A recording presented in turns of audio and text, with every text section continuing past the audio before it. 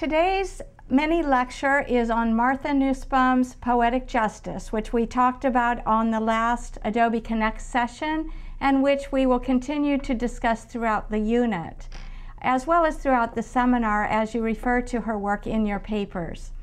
I'd like to go back to the preface of her book, Poetic Justice, and to ask you to look at a couple of ideas that I have highlighted here in light of some of our previous discussions. And the first passage I'd like to draw to your attention is on the second page of the preface, so that is Roman numeral 14, where, you know, as I told you, Martha Nussbaum is a professor in legal studies who uses the study of literature to examine how ethical decisions can be made even by judges and by jurors based on the same kind of identifications that we make with literary characters in novels. In this second paragraph on page Roman numeral 14, she says, "The subject of my legal teaching was in fact storytelling." Now that may seem strange that a law professor would be talking about storytelling, but she believes that the telling of our life stories that take place in the courtroom or in the classroom are very similar and operate by the same mechanisms. For the course I was asked to teach was law and literature. Now in our program here, we're a program in interdisciplinary studies, and this is an ideal example of the interdisciplinarity among two different professions, literature and law. The law students and I read Sophocles and Plato and Seneca and Dickens. In connection with the literary work, we discussed compassion and mercy, the role of the emotions in public judgment, what is involved in imagining the situation of someone different from oneself. And this is what I'm really going to be focusing on, not only in the discussion of this book, but throughout the seminar. And as you know, we discussed this at the residency in terms of Nicholas Maxwell's essay, A Revolution for the Humanities and the Sciences, where we're asking ourselves, and Maxwell is asking us, to move academic inquiry from the study of knowledge to the study of how wisdom can be acquired. Wisdom then has a lot to do with compassion and empathy, which are what she's talking about, whether in the courtroom or in literature. So let me have you jump now to the next page of the preface and look at a couple of passages on Roman numeral 15. I'm going to go down about 4 lines from the top of the page and have you look at this sentence. What might the role of a novel such as Wright's be in conveying to future judges and lawyers an understanding of the requirement that we go beyond just a cursory knowledge or just a factual knowledge of why someone might have done something, then perhaps we would do if we had the opportunity to empathize with a character in Richard Wright's novel, where we can really understand where somebody might be coming from. We might look at the bottom of that paragraph. It's a long paragraph, so 2/3 down the page, and have a consideration of this last few lines. Although I remain a legal amateur, and although I make this suggestion from the outside, still in considerable ignorance of the more technical and formal side of the law, which I am not proposing to demote and for which I have a great respect, I believe more strongly than ever that thinking about narrative literature does have the potential to make a contribution to the law in particular, to public reasoning generally. And what the whole subject of the rest of her book now is going to be is how do we make public judgments based on both emotion and reason. Now some people, including the Stoic philosophers, have said that there's no room for emotion in rationality. She says that's not true. It's not that we should allow emotion to run our decisions or to override us. And of course, that's the reason that potential jurors are excluded from cases where they may get too emotional, as in cases where they've been the victim of the same crime that's being tried. But there is a place for emotion in rational decision making, and we're looking at in what occurrence that may happen. So let's turn then, and I'm going to bring out a couple more passages from the preface before moving on with you to a deeper discussion of the role of the emotions vis-a-vis rationality. So let's look at Roman numeral 16 on that page, and in the top of the page in the first paragraph, I've highlighted a passage in the sentence that begins once again. Once again, the ability to imagine the concrete ways in which people different from oneself grapple with disadvantage seem to us to have a great practical and public value. So literature gives us the opportunity to put ourselves in someone else's shoes. We get inside their skin in a way by understanding what a character in a Richard Wright novel, a character in a Toni Morrison novel, or a character in a Dostoevsky novel might be experiencing, even if we've never been a black man living underground in the streets of New York, or if we've never been a Russian person living in flight from the law in Russia. We don't have to be in the exact same circumstance to identify with people who are either truly in those circumstances in the real world or imaginatively in those circumstances through literature. Either way, we get to identify with people, feel the emotions that they would have felt, and allow those emotions to be part, not all, but part of our decision-making process. So let's look at the next passage in the work, and in the section that begins the literary imagination.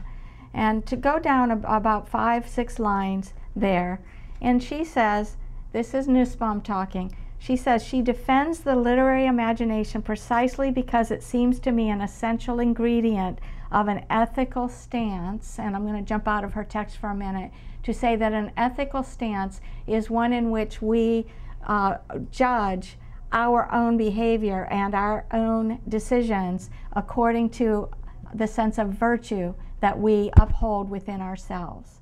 Okay, and that virtue, according to the Stoic philosophers, is the only thing that matters. The only thing we have control over is our own virtue. And there's a grain of truth in that. We can't control everything, but we can control how we react, how we look at something, and we can control our own words and actions. The Stoics believed that, you know, that's all that mattered. But she's asking us to take it a step further and to say that that's part of the puzzle, and we have to take that into account, but there's so much more. And the way that our emotions operate can be very instructive and can help us by adding to the repertoire of experience upon which we draw to make decisions. Let me jump back into her text now. It's an essential ingredient of an ethical stance that asks us to concern ourselves with the good of other people whose lives are distant from our own. And that's reminiscent of Nicholas Maxwell, who says that we have to make academic inquiry based on a wisdom that takes into account what is best for not only ourselves but for other people as well. And we've been talking all along about how it is that we have the right to decide what's good for other people. Certainly there have to be limits to that. We can't just assume, and we can't step into somebody's boundaries or cross somebody's boundaries and become colonizers of their experience. But at the same time, we do need to take into account what empathy teaches us would possibly be best for them and what is best for all people in a universal sense. Certainly the freedom from pain, the freedom from torture, the ability to pursue happiness are, at least according to the United States Constitution, considered universal and inalienable rights. Are we going to go so far as to say that everybody on the planet deserves that? I myself would say yes to that.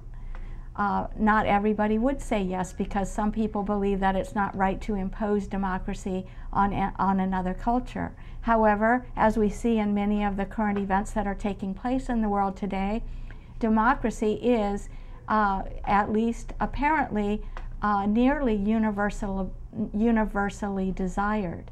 And if it is allowed to flourish, it is what people will gravitate toward. So, should they have the right to do so? I would say that's up to us to examine. Okay, back into the text.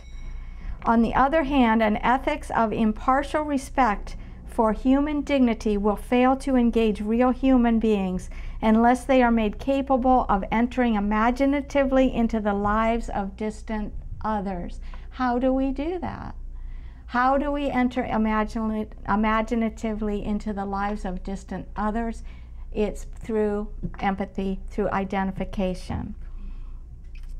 The emotions of the reader or spectator have been defended as essential to good ethical judgment by quite a few ethical theorists deeply concerned about impartiality, perhaps most notably by Adam Smith, whose theory of moral sentiments is a central inspiration for the project of this book, which is called Poetic Justice, combining the idea of justice with the idea of a poetic imagination. I think a beautiful is interdisciplinarity.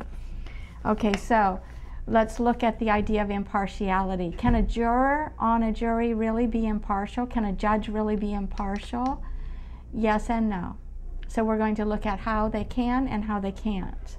They can't be impartial if the emotions that they're feeling for the person being tried in a jury, by a jury for instance, if the emotions are so overwhelming as to get into the juror and to stop the juror from being rational. On the other hand, the juror can be impartial if he or she is able to take the emotions into consideration without giving them undue weight among all the other factors. Page 17, little Roman numeral 17, at the top of the page, about 6 or 7 lines down, I'd like you to look, please, at a sentence that begins, does it do any good? Does it do any good to tell stories? Then, in a world in which many people's daily lives are dominated by various forces of oppression. I made a mistake there and I said forces instead of forms, but I'll let forces stand. There are forces of exclusion and oppression in the world. What good can it do to tell stories? Well, that's what we're here to discuss. So, at the bottom of the page, she mentions a phrase, refusals to imagine. If we are so rigid in our adherence to rationality and impartiality, even in the courtroom, that we refuse to imagine what someone else's life would have been like, then we are excluding an important part of the facts, because emotions are facts as well. There's a factual component to the emotion. The factual component is the degree to which those emotions are part of the puzzle and must be taken into account.